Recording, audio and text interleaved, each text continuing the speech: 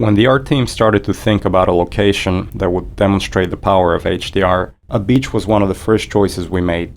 The visual relationship between the sky, the water, and the rocks is something we could not achieve without HDR. In order for high dynamic range to correctly simulate the light's interaction with the surfaces around you, like these wet rocks, we needed more precise information about the surfaces than we've had in the past. And now going forward, we're modeling textures in 3D packages to ensure that the physical information encoded in the texture allows HDR to correctly bounce light off the surface. We also designed the colors and values of each surface to ensure they will be correct across all exposure levels. The process of building characters in Half-Life 2 taught us many things. By the end, we believed we'd figured out a more effective process for designing and constructing characters. This fisherman is the first character we built using that process. Design-wise, the fisherman was focused on showcasing HDR and the way light falls on human skin.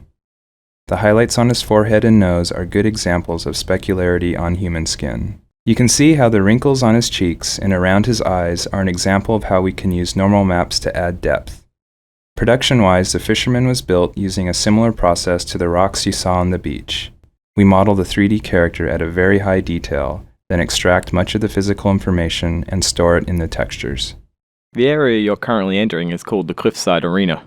We were particularly happy with the vertical cliffside in Half-Life 1 and regretted that we didn't iterate further on that concept in Half-Life 2.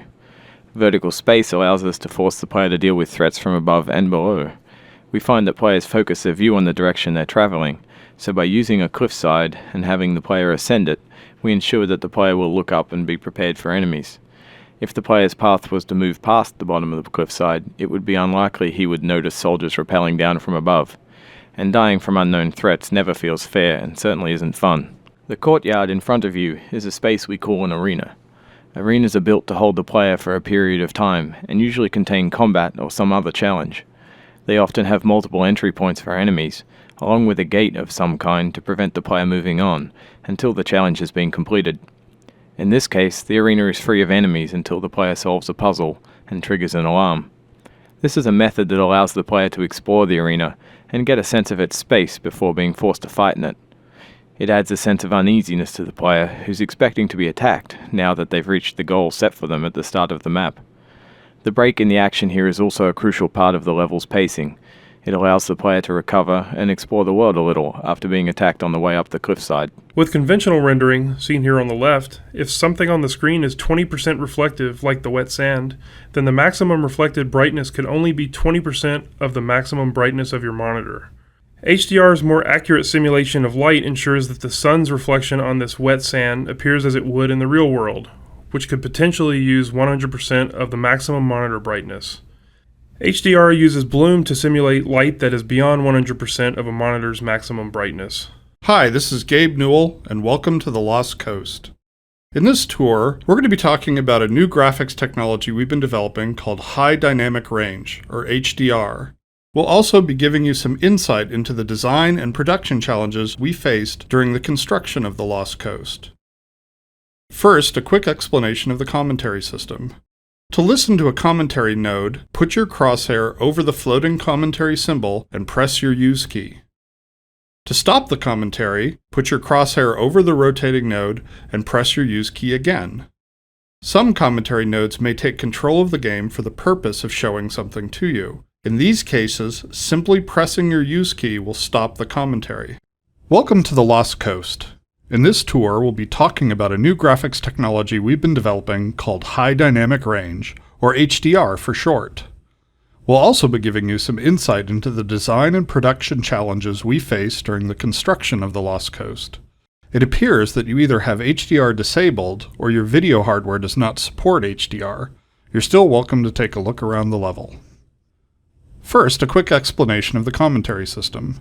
To listen to a commentary node, put your crosshair over the floating lambda symbol and press your Use key. To stop a commentary node, put your crosshair over the rotating node and press the Use key again. Some commentary nodes may take control of the game for the purpose of showing something to you. In these cases, simply pressing your Use key again will stop the commentary. We wanted to transition from a bright, wide-open space into a tighter, closed one to showcase HDR's dynamic tone mapping. We also like to focus on contrasting elements in our settings like ancient human architecture and futuristic combine technology. A monastery fit these requirements perfectly. Monasteries are generally isolated, unlit, and built ages ago. They provide a great backdrop for the contrasting combine technology. When we build fictional settings, we try to ground them by basing them off a real-world location. We use this location as a design constraint that forces a logical consistency behind the art choices. Churches are great dramatic spaces. They're often lit naturally with extremes of darkness and brightness, which makes them a great showcase for HDR. Gothic churches are the sober monochromatic spaces that you've seen in almost every horror movie or game. Byzantine churches, on the other hand, are very colorful and have a large variety of materials.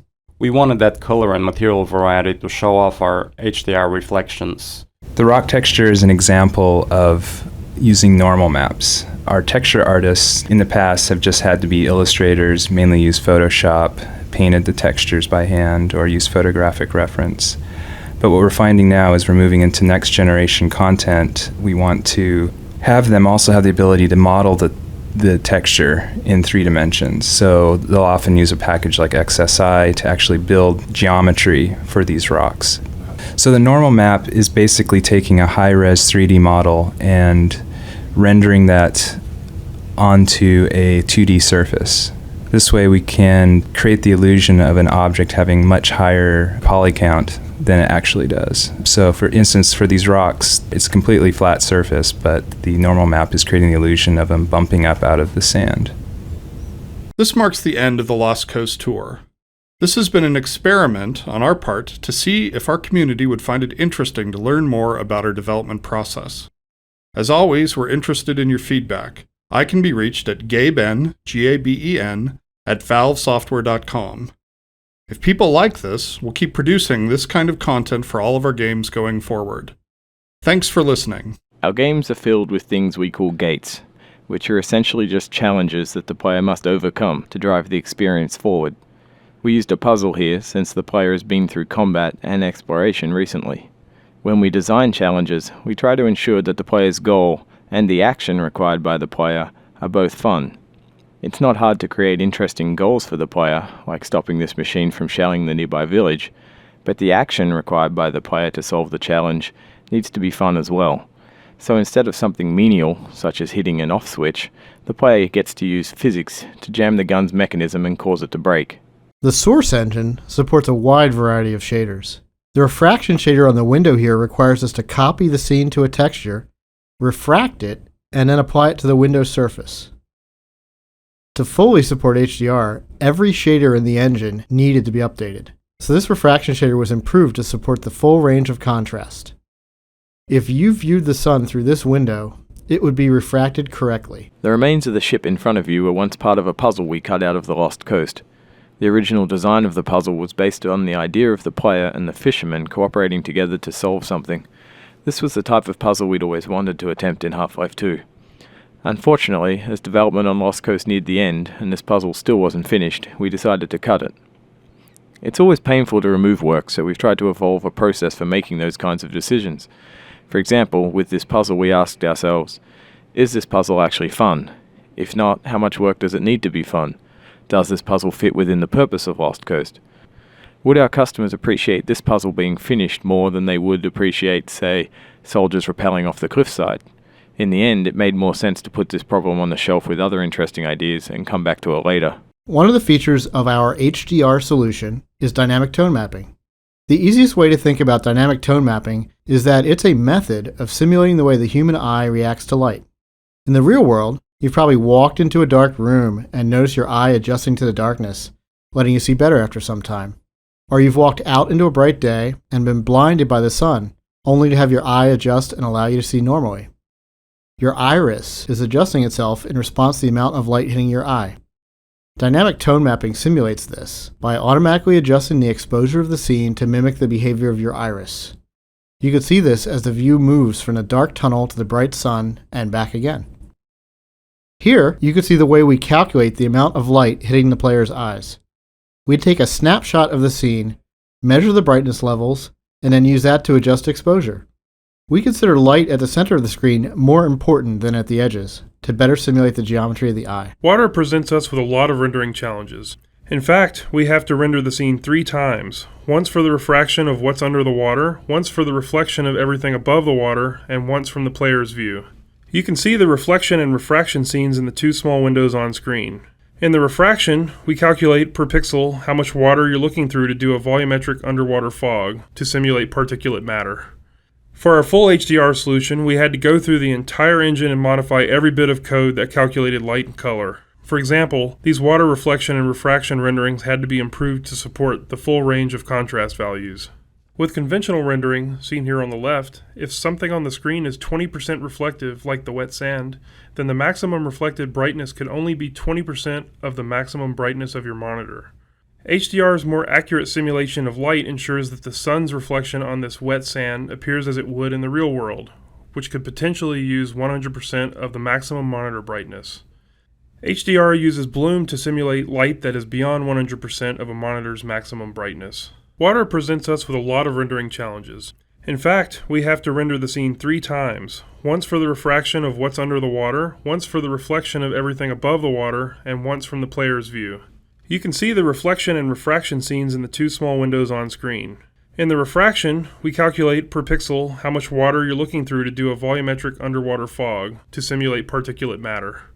For our full HDR solution, we had to go through the entire engine and modify every bit of code that calculated light and color. For example, these water reflection and refraction renderings had to be improved to support the full range of contrast values.